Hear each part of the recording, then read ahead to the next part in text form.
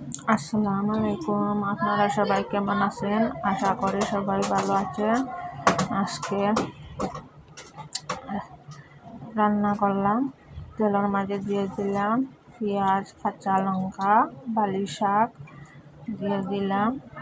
দেওয়ার পরে একটু সিদ্ধ করা চানা দিয়ে দিলাম।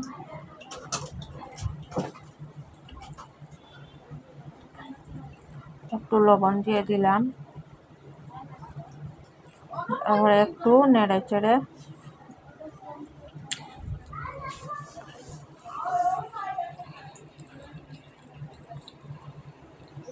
ডাকিয়ে রাখে দেব কত সময় খুব লাগে। একটু করে আবার ঢাকনা করে নেড়ে চেড়ে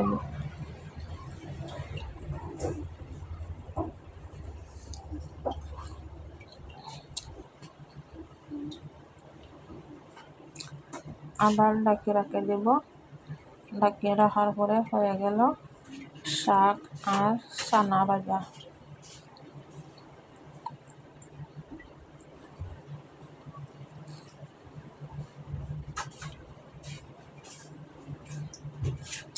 হয়ে গেল শাক চানা ভাজা। এখন রান্না করব ডাল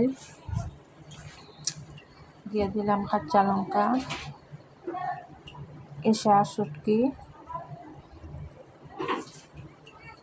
একটু হলুদের গুঁড়া দিয়ে একটু সময় ডেকে রাখে দেব। ডেকে রাখার পরে দিয়ে দিলাম ধনিয়া পাতা দিয়ে একটু নেড়ে চেড়ে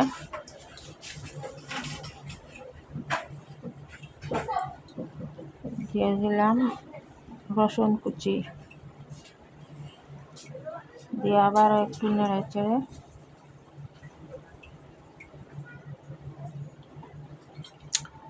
হয়ে গেল ডাল আর ডেকের তরকারি।